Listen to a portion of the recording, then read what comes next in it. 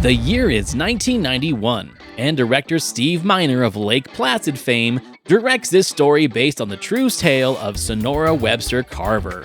Set during the Great Depression, the film follows Sonora, a determined young woman who dreams of performing as a diving girl in a traveling stunt show, where horses leap from high platforms into water. Despite facing poverty, rejection, and later blindness after a tragic accident, Sonora refuses to give up on her dreams or her independence. Her courage and resilience inspire those around her, proving that strength comes from within. Now, this film highlights themes of perseverance, self-belief, and the power of following one's heart, no matter what the obstacle. Gabrielle Anwar's heartfelt performance as Sonora, along with a touching score and breathtaking stunts, make Wild Hearts Can't Be Broken an inspiring story of bravery and unbreakable human spirit that defined the early 90s Disney films. This week on Back to the Balcony, we cover Wild Hearts Can't Be Broken. Gene Siskel and Roger Ebert, two titans of cinematic review. Sometimes right, sometimes wrong, but always captivating. Your hosts Antonio of the Cult-Worthy Cinema Podcast and Justin Henson of The Movie Wire are here to take you back to the balcony.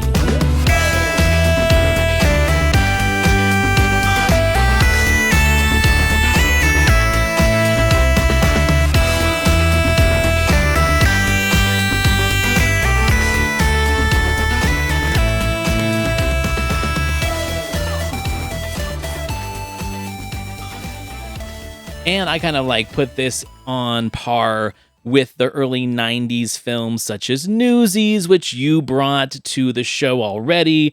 We had our discussion about that. We've talked about other films of this generation. I don't think we've talked about 8 Seconds yet, but the early 90s seems to be that time where inspirational movies, not just from Disney, but other studios, really started kind of becoming a thing, and they became almost cult classics of their own before the big CGI blockbuster special effects era of 1993 and beyond kind of took them over. And this one always stuck with me, A, because I saw it in the theater, but being a child of the 90s, if I had a girlfriend or if there was a party that girls were at, this almost was always on the TV. This Reese Witherspoon's Man in the Moon was always on TV, and of course, your favorite Newsies. So that's why I brought this to the show. This was a first-timer for you, and I don't know, this kind of seemed like a Justin movie to me, at least that era of Justin movie.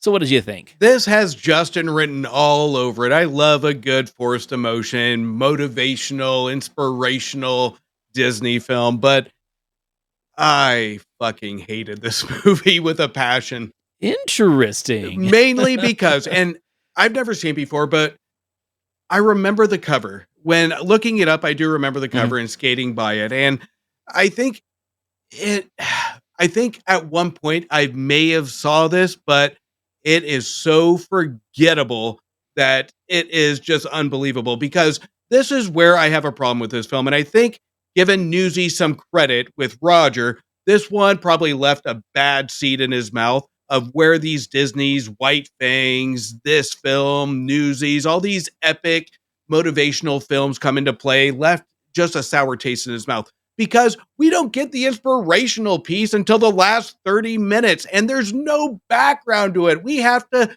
just wait and wait until this pointless romance, this predictable death scene, all this garbage in between to get us to this point where she becomes blind, she does one stunt, and then it's done. So there's nothing really to inspire us. It's just all situational, which drove me nuts. I wanted to giddy up this movie to get to the damn point. Okay, so that's not what I expected from you, but I do have a retort because your opinion is very similar to that of the critics. So the first thing I'll say is that to understand who this movie's audience is, you have to be familiar with the young adult novels of the late 80s and early 90s. Simple stories, simple characters, with one defining moment of tragedy that is going to bring the story together. Usually in, let's say, 120, 150 page novel, right? something that could be easily read in a day or in a classroom. This movie feeds that particular appetite of the 80s and 90s young adult novel crowd before young adult novels became full on novels like the Twilight series, right? Where now you got adults reading these things. But the books that we grew up with, let's say books like Hatchet or My Side of the Mountain, things like that, they were the exact same thing just for boys. So I feel that this movie and the style of storytelling that it encompasses is a good representation of that time and that audience. Where I defend this movie is that there was an audience for it. There was an audience for this movie. It made more money than Newsies, and it had better reviews than Newsies did by most critics. It currently holds a 7.2 on IMDb, and it has like a 73% on Rotten Tomatoes. So it's a little bit better liked by multiple audiences. And I think the reason why is because it fed that appetite of that generation. Do millennials below and zennials, or we're zennials, do millennials and Gen Z know this movie? Probably not. And they're probably not interested in discovering it. It is on Disney Plus, but the cover is so just vague. I'm sure it just gets skipped by. This is like someone has to introduce you to this movie. But that's my defense of it, is that there was a time, there was a place, and there was an audience for this kind of movie, just like there was for those kind of, young adult short novels. And that's where it lies. And it makes sense why the critics didn't like it, because it wasn't written for them. And unfortunately, it's not a well-made enough movie to get them past that perception. But because I grew up with it, and every girl I ever dated that was my age or slightly younger loved this movie, loved horses. So like I said, it's almost like you are immersed into it if that is the audience you're surrounded by. You can completely judge a movie by its cover, and this is a vague cover because the movie is vague. It covers tough topics, especially for a true story. You have the Depression. You have a girl on her own that takes on a family and a death scene, and then the blindness. There are deep topics here that it just skates over. And you're absolutely right. It could be a young adult novel, but I think the young adult novel, if this was an interpretation, would have been a lot more detailed, especially when dealing with emotional topics that targets young youth, is to how we deal with these topics, how we deal with the death, how we deal with the poverty, how we deal with life struggles. These are the main intent of teaching young adults in a novel. Now, here we have a romance that spends a majority of the time that looks like the dude's like 40 years old dating an 18-year-old that we can absolutely... Which he kind of is. And again, in real life, they're like 10 years apart, but Disney knew this. That's why we don't see any heavy kissing scenes. We see hugs. We see all these soft, subtle moments between this romance when we could have focused on the overall relationship. We could have focused on the relationship between the horse. All we get here are pets of the horses or the diving scenes. We don't get anything internally with this girl. And in fairness, if this was targeted towards young females, young teenage females that just want a horse and a female to relate to, all fine and dandy. But there should have been something more to challenge the minds of our youth, to challenge the minds of going against the norm or challenging a physical disability. There are a lot more lessons than this movie lets on. And it's almost insulting to me that this movie skates over that. And I get it's the early 90s. I get it wants to be simplistic. I get that it wants to be that feel-good Disney movie, but we're missing the feel-good aspect. This movie didn't make me want to stand up and cheer unless it's based on the situation. So there's nothing that's earned here by the time we get to the climax. And that's the most frustrating piece of this, is I get what the target audience is, but it doesn't even touch the basis of what it could have been. Yeah, but see, I think that's where the whole point of this movie is that it's palatable for its young adult audience. And I think that is why it does have such a loyal following. It's people that grew up with it. And I think that's one of the things that you and I have talked about before, where like Siskel and Ebert and I, and sometimes you and I disagree, where I feel like the idea of critiquing a film for a show like this, they were looking at the idea of like, this needs to be a movie that all audiences will appreciate. And I just don't think that this movie's intention was that. I think this movie had a very selected audience, the same way that, let's say, 1995's Mortal Kombat had a very selective audience. It was teenage boys, right? Why do teenage boys get a movie and preteen girls don't? Also, the respect that I have for Disney and other studios of the late 80s and early 90s still putting money and ideas into period pieces. And it's almost like I feel that they were really trying to make sure that eras in history and moments in history were not forgotten. If people were reading less and reading less about the Depression or suffrage and things like that, then let's make movies of these eras to kind of help remind them where we came from. And we don't get movies like that anymore because they're not going to make their money back in production, right?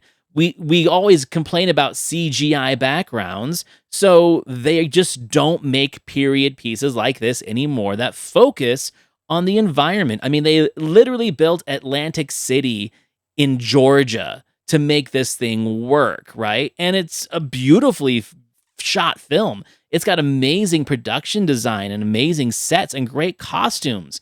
And I think that's one of the things that I take into consideration too, is that we don't get the respect of filmmaking, even in a little movie like this these days, or I'm going to say in like the last 20 years. Like we just don't. So I appreciate films like this. I appreciate Disney to make movies about strong young women in this era. Journey of Natty Gann's another example, right? Like who's the audience for that movie? But it still has an audience and people still talk about it. So it does lack, let's say, in substance. I think it makes up for intention for the audience, for the young females, and whatever male fans get tacked onto it over time.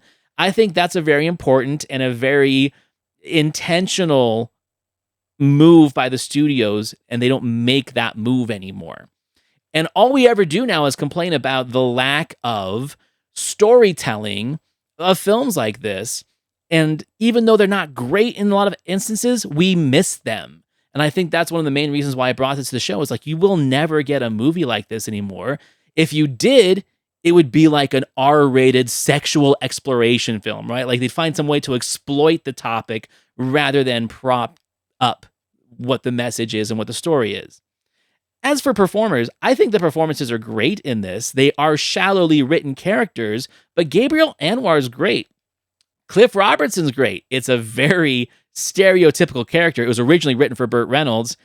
And our boy Michael Schoeffling, like we already talked about him going after too young of girls in our Mermaids episode, and here he is doing it again. Oddly enough, this was his last film, so he never had a chance to repeat that. But yeah, I think when I watch it now, all I wish is that Matt Dillon was that role, but you can't have everything. I think it was his last film because Chris Hansen just popped up on the set and just say, "You're done, dude." So enough. But here's kind of the deal. A year later, Newsies comes out, and Roger gave a better review to this movie than he did Newsies. And I get Disney's intent. And when we talk about the filmmaking aspect, did Newsies tell a more inspirational tale? Did it tell the tale of individuals with a vast cast better? In my opinion, yes, because the main aspect of this movie, you have horses and you have a female lead. Neither one is focused on. We spend more time with the talking points of the males than we do the females. And I get there is probably a following to this movie. I really do. But Newsies did it better and has a better following because there are memorable aspects to that movie, not just the musical numbers, but the characters. Here, we don't have a memorable character. The main antagonist here is just one that is situational, that gives limited lines. It's like almost her dialogue is 1 to 2 sentences and then she's cut off. And then everybody else has to support her. It's a good performance for what she has, but it's frustrating because we can have much more. Imagine if we had this true story told with every other Disney movie with one singular main character that has to react to these situations, that we spend 10 to 20, 30 minutes facing difficulties, facing situational challenges.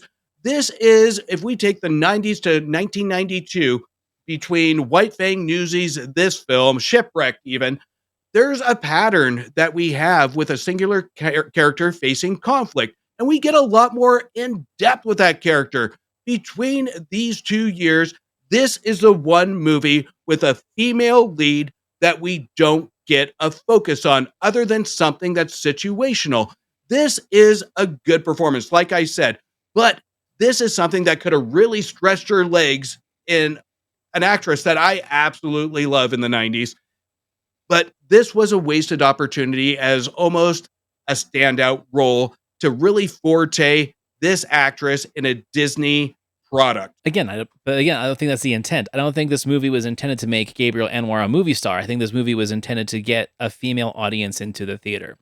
Because, like you said, her character doesn't really have a whole lot of dialogue, but I think that really kind of plays into the theme of what the movie's trying to portray. She's an orphan. She's always being told that she's not good enough, that she's like a milestone around their necks, to shut up. And then she finds this family who essentially does the same thing to her and, in a sense, exploits her until she stands up and says, oh, I'm going to learn how to do this so you stop exploiting me. I think that the message is in the context of the movie, not necessarily in the dialogue or in the performance. The problem is, too, it's a short movie, so they only have X amount of time to tell that story. Because, again, movie making is a business. This isn't going to be a 2.5-hour movie to expect it to get its box office back or draw in a crowd of the audience that it needs. It needs to be tight. It needs to be short. I'm willing to bet there was probably like an animated Disney short ahead of it, but it was the 90s. That's what they did back then, right? I feel like there was probably a branch of Disney that had all of these historical fiction scripts, either based off of novels or obscure true stories that no one knew about. Newsies in particular. Originally, Newsies wasn't supposed to be a musical, probably sitting in the same stack of scripts, and that's where we got these. So I get it. You don't like the movie, that's fine. I like the movie, but I think what's more important than me liking it is the fact that there was a dedication to this kind of storytelling. And I get the point of targeting an audience. I get that. But it's hard for me to accept this movie when you can tell the audience it's going for and it doesn't challenge that audience.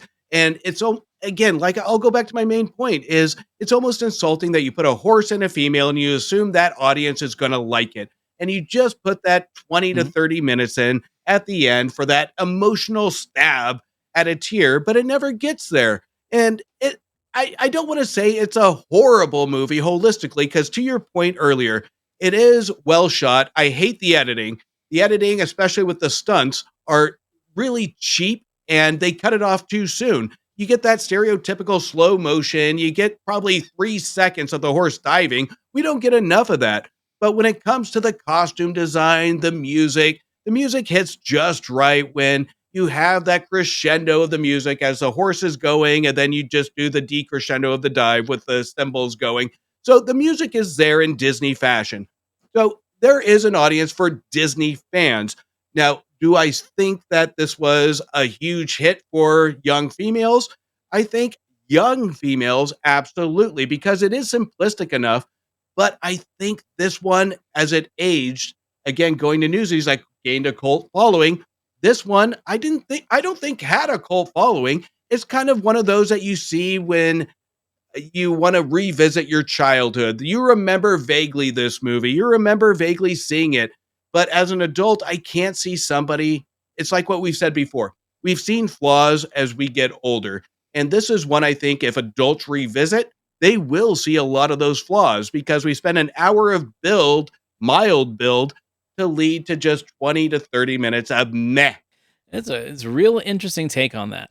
I mean, and again, it's totally subjective, because like I said, I know more people that love this movie than I know that love Newsies. The only people that I know that like Newsies are you and our friend Josh Scar. Honestly, you're like the only people I know that actually really like that movie.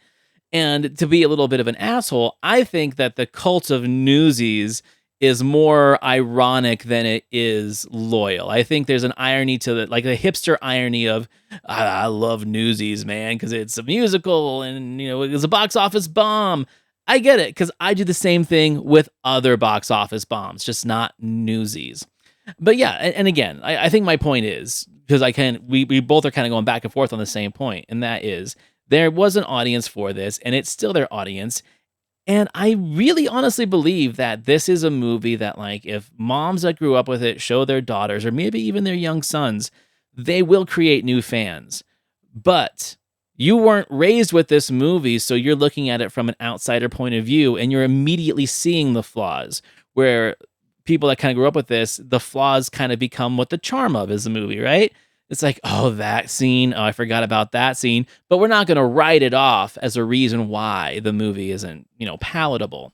I think that's a big difference there, which again, I will give total credit to our critics where if you're going to judge this movie as an adult, adults are the ones buying the movie tickets, not kids. I can see why they didn't like it and why they wouldn't suggest it to an audience the same way that you're talking about right now. But like, if my daughter had a bunch of kid friends over and they wanted to watch a movie and she was raised with it, I guarantee you if she put it on, those girls would probably attach themselves to it because it's new for them and they haven't been spoiled by society and spoiled by opinion and criticism like so many of us have. I mean, Anwar here kind of saves the movie. She's a cute character. She has the energy. Our critics will speak to that, and I agree with them on that. But like I said, as young kids, you might connect with it. You might connect with the energy it brings. And I think that's my main takeaway is kids will connect with the performances and the horses and a bright setting of the past. So there are elements here that will attract little kids. But I think as we grow, this one is mainly meant for little kids because this came from an era where we had young girls love Barbie. They love ponies. They love My Little Pony. The horse topic was at top of mind in the 80s and early 90s. So there is a lot to appeal at this time frame. So, but at the same time, what do they take away? And this is where I think Disney dropped the ball, is really attempting to tackle the females, the young girls as an inspiration, because Disney focused on the male inspiration for live action. They assumed that only boys will enjoy live action, and they focused on the Disney princesses on animation. Where is their movie here? Is show us some struggles, show us something bigger.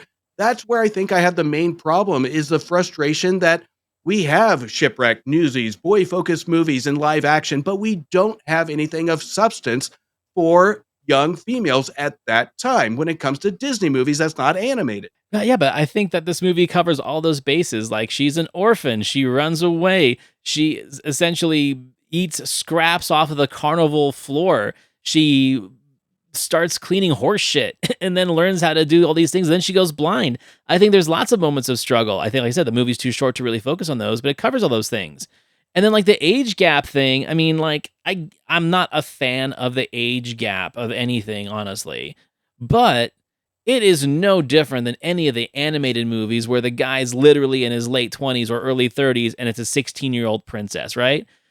Even contemporary films, like for example, Tangled, like it's her 16th birthday and Flynn Rider is easily pushing 30, right? Like we still do that shit. It seems a little bit more uncomfortable in live action, and I'll grant you that, but it's following the exact same tropes that Disney was doing with its animated movies. So I'm not saying that is a wash and then it covers all its bases, but there's a theme there. So I don't think you should be able to like pick on one and not the other. That's kind of like my defense of that part. It still should have been Matt Dillon, but whatever. Yeah, okay, I totally get you. So how about we hear what the critics had to say about this? It's one of those inspirational tales about a character with an indomitable will who overcomes an affliction. In this case, a young woman who is a stunt rider in a 1930s circus-like thrill show. She rides a horse that dives off a high-rise platform. I didn't want to see it. I guess it was a big deal back in the 30s. Gabrielle Anwar, a most appealing young actress, plays the girl who, when we first meet her, is an independent spirit at home.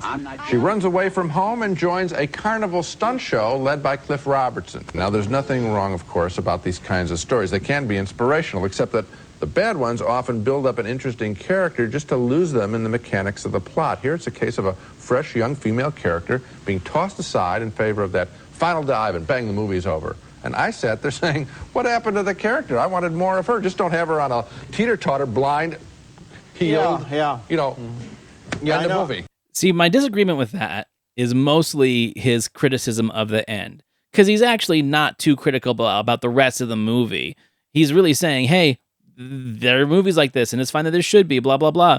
But where the movie goes, like, isn't the whole point of the film, to me, the fact that she finally masters something and then loses her ability to do it because of an accident and thinks that she'll never do it again.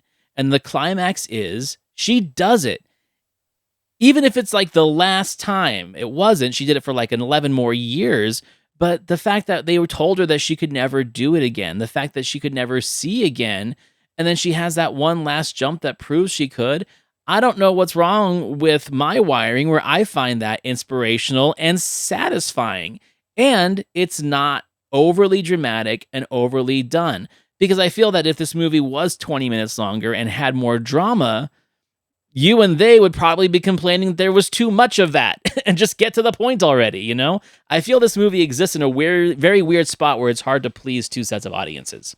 You're right on that, but here's kind of my take on it. Get rid of the romance. Give us 30 to 45 minutes of more of Anwar, of more of the struggle on it, because there is a lot here where she does have to overcome, but it is so brief to meet the runtime that we don't get to absorb it. We don't get to get any depth from her on the struggle. She attacks everything in a positive manner, which is great, which brings the energy.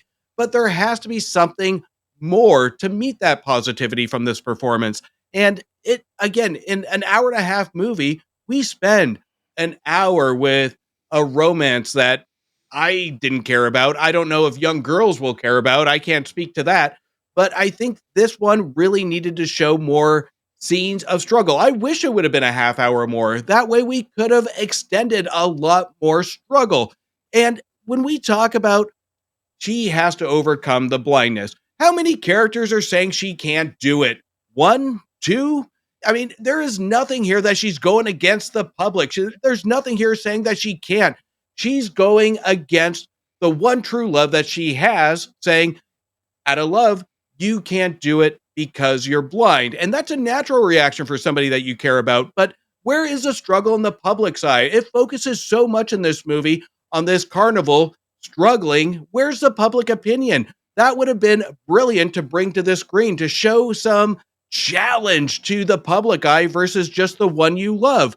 And that would have heightened the stakes when it comes to the final round, because when it comes to her blindness, we really only do get one scene, and it is literally less than a couple minutes. So that is where the inspiration lacks for me, is we have somebody that she loves saying that you can't do it naturally, but we needed more. That's where the inspiration comes, is a crowd saying you can't do it. Because I guarantee you, back in the 30s, when you have a blind girl riding a horse into water, there was more than just one individual that says you can't do it. But again, I don't think that's the point of the movie. For one, the relationship, the romance, it's a proximity romance. They are carnies. They are vagabonds. They're not out there mingling with people. They literally fall in love with each other because there's no one else but them and the ringmaster of this thing, right? So it's a proximity relationship and romance, and she feels like she belongs because she's spent her life as an orphan, not feeling wanted by anybody. And two, it speaks to the time of, let's say, the masculine and male dominant idea of relationships and marriages, where it's like, he essentially, and they talk about this in the movie, is putting his foot down. He's telling her no, right? That's the other part. They don't want to make him too much of an asshole, but that's the conflict. It's not what the audience expects or wants. It's the fact that he didn't even really want her doing this to begin with once they started this relationship because A, he didn't want her to get hurt, but B, it's kind of like she's outshining him. And now he has this new ego after his father passes on and gives him the business, and he's not a good businessman. She's the one that essentially kind of figures out how to get more out of it. So I think that's the other part too of the story, that she is not just fighting the idea of the blindness and the conflict of never being able to do what she loves again and entertain and be connected with the horses. She's fighting the so-called patriarchy as she's doing it. Because it's a Disney movie, they're not putting that on the front page, but that's the subtext. That's what it's about. It's not about what the audience expects. So that's where I do think that it is an empowering movie for young women, because they're going to look at that guy and be like, hey, we get that you love her, but stop telling her that she can't do it, because that's not the point. You should be embracing it. What else is he going to do? Go sell aluminum siding? Like, she was the star of the show. In reality, because I come from the entertainment world, if she never did it again, he probably would have left her somewhere and found another girl to start diving, and then all that just kind of like goes away. But that's not romantic.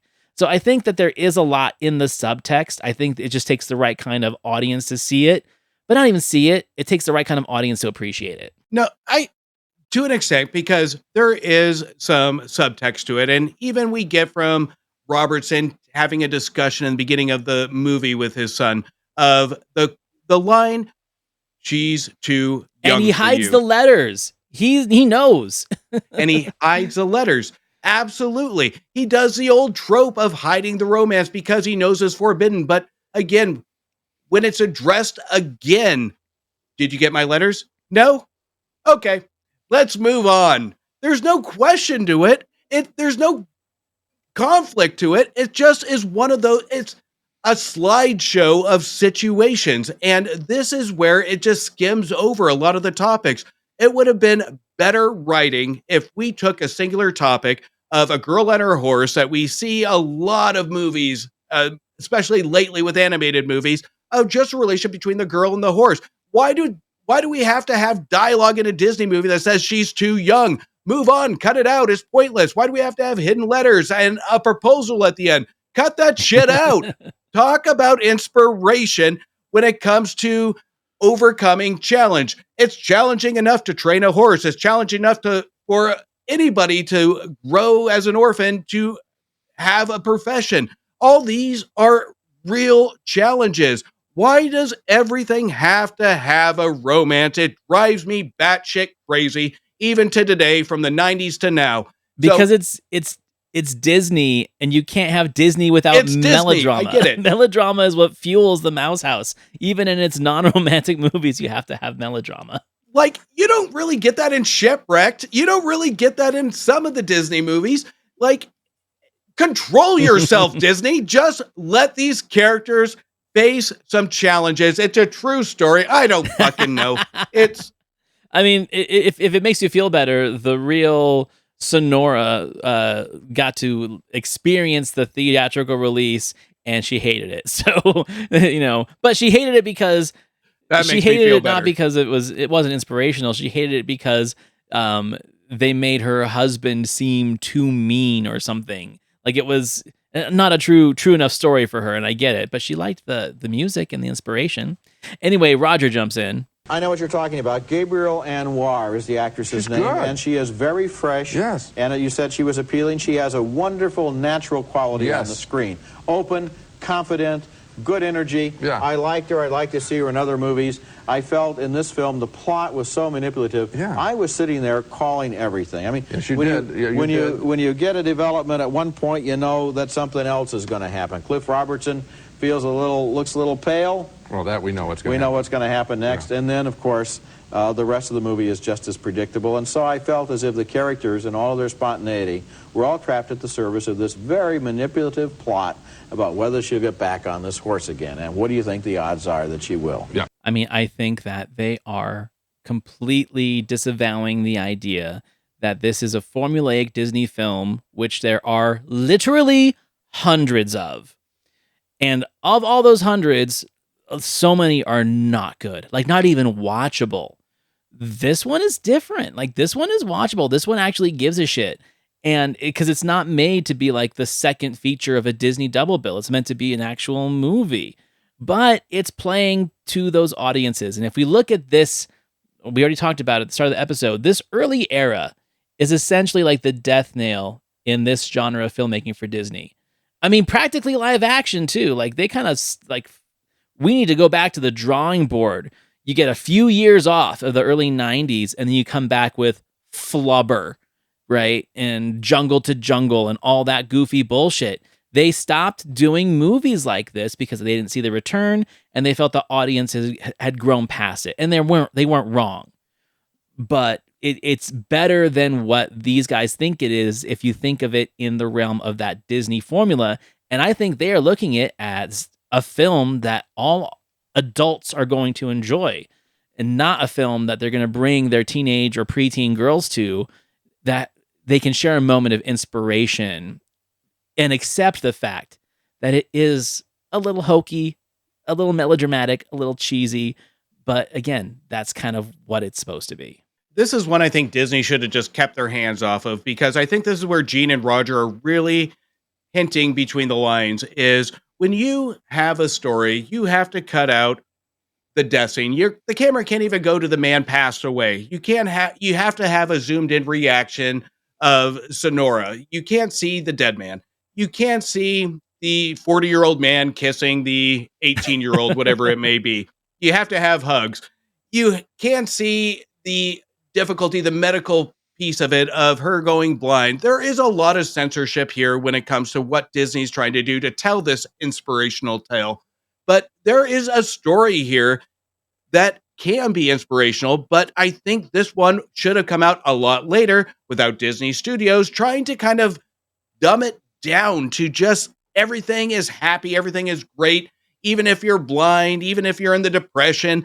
That doesn't work here. This is something a different studio should have focused on, increased it by 30 minutes to 45 minutes, and actually told a true tale. So this is where I think Disney executives put a bunch of true stories on the table, and they saw a horse and a young girl, and they said, that's it. This is what we're going to tell. Green light. So I think it's a missed opportunity, and we don't say this often, and I don't say this often, but I want to see more of this true tale, because I think there is more to this story other than just fluff. And I think Roger and Gene nail it when it comes to the pure 30-second definition of this film. And I don't disagree with that take. I think when it comes to the criticism of the movie, my biggest gripe about their criticism is that there's not enough of it. And I feel that's something that we are seeing in a lot of these kind of like later episodes of the late 80s into the 90s. Whereas if they don't feel like the movie challenged them in any way or challenged the audience in any way, they breeze past it so quickly that it makes it feel like it's not even a part of the show.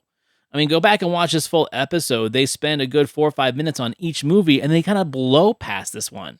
So I think that is one of my concerns of how I'm going to rate Gene here, is that since he brought it to the show, and he was one that kind of set it up, even in his description of the movie while the clips are playing, he doesn't have a lot of valid critique in there.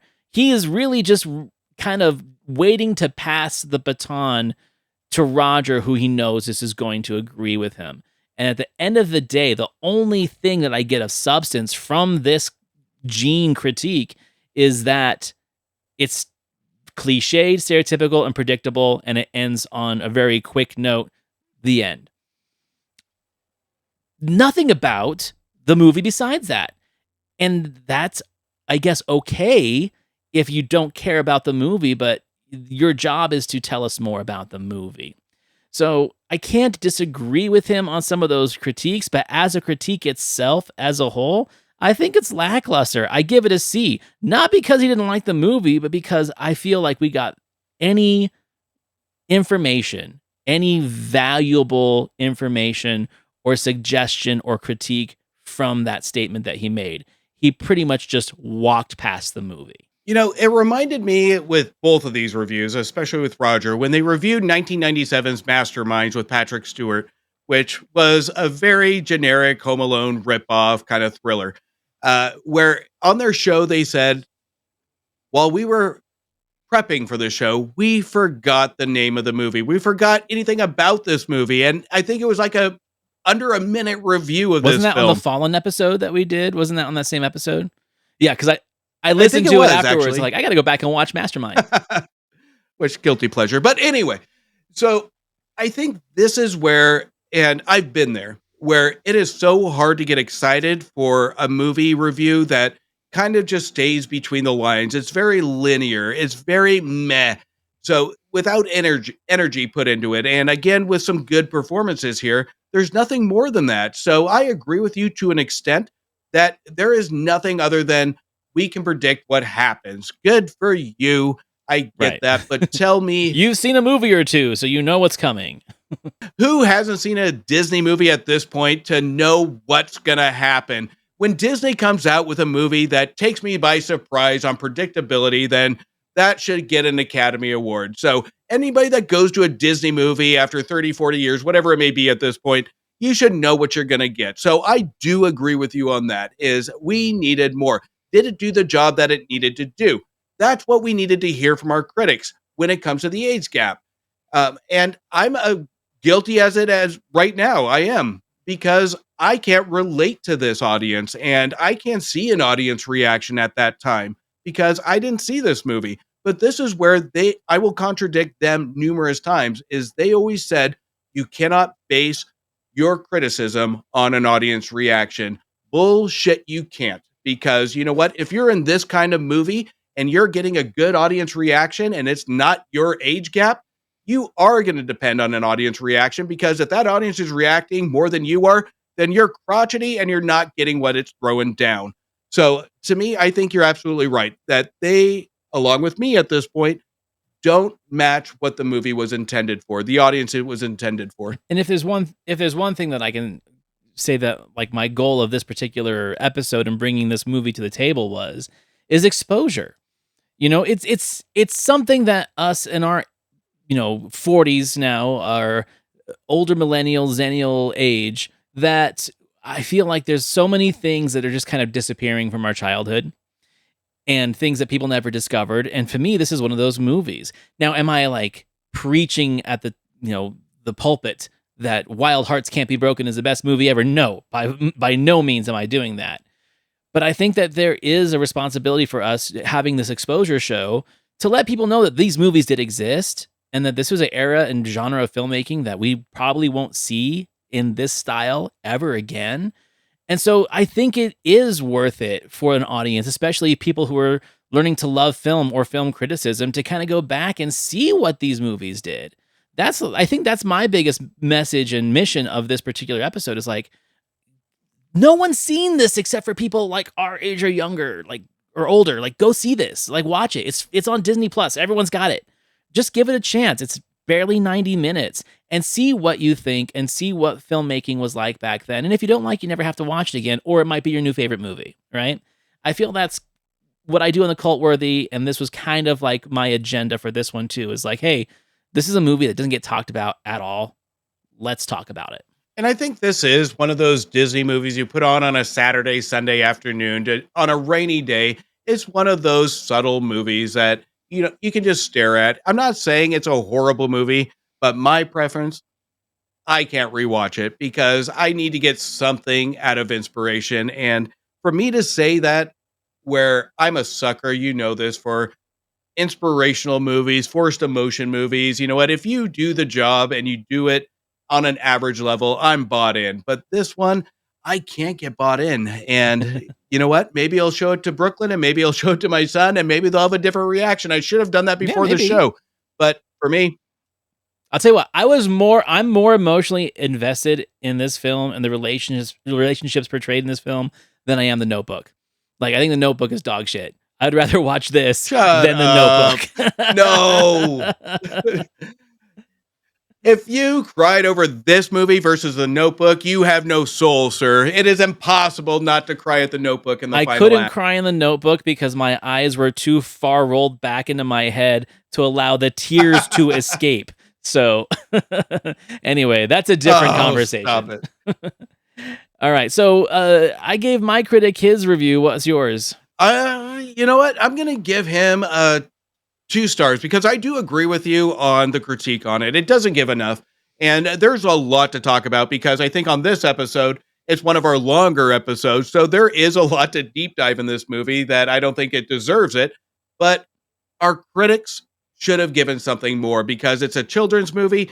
It's a family movie, and they should give the reasons why a movie in particular like this you shouldn't buy a ticket for. So there should have been a lot more movies since there's going to be a lot more audience going to attempt to see it. Right. The juxtaposition of the fact that one of our longer conversations for literally our shortest review from Siskel and Ebert at 1:40, and it's one of our longest conversations. They just kind of walked all over it. There's much more to discuss. So anyway, cool. Well, I'm glad you watched it. And like I said, I'm surprised by your opinion, but at the same time, I totally get where you're coming from with it. I think we're just in 2 different worlds of appreciation for this kind of cinema, and that's totally fine. But they should have had a better conversation about it.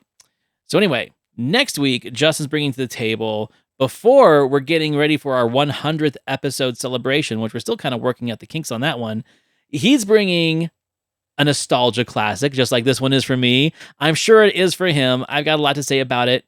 Good or bad, we'll find out. He's bringing Dirty Dancing to the show. The Jennifer Grey, Patrick Swayze classic with the classic soundtrack that everyone in my age range owned on vinyl when I was a kid. It was like literally everybody had that soundtrack. So I'm curious to see what your thoughts are. I kind of already know what your thoughts might be, unless you totally come out of left field and surprise me. But I'm actually really excited to talk about this one because this is a perennial watch for me. I watch it every year. I've already watched it once this year. I'll watch it again. It's also a shocking review that those that haven't seen the review are going to be pushed back by it for such a known film. And yeah, I've never seen the review, so I'm excited. Yeah, it's going to be a great conversation, and you knew it was coming. We can't leave baby in the corner not talking about this movie. Had to put it in. Excellent. All right, so everyone, please rate, review, and like and subscribe our show on Apple Podcasts and on Spotify. Jump over to YouTube and subscribe, like, rate, review our show there.